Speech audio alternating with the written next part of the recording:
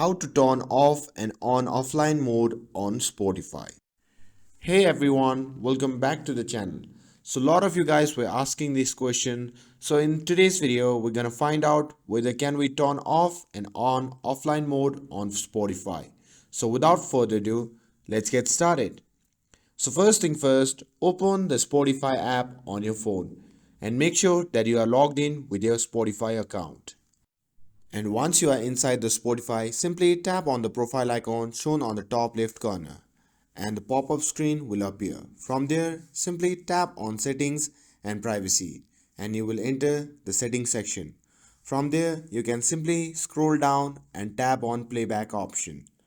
And here, as you can see, we can't find the offline mode on the playback option.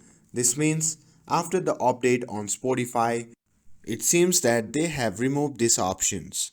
So this means you can't turn off and on offline mode on Spotify. With this, I hope this clear things up for you. If you found the video useful, don't forget to like, share and subscribe to get updated for more videos. Thanks for watching and I'll see you in the next video.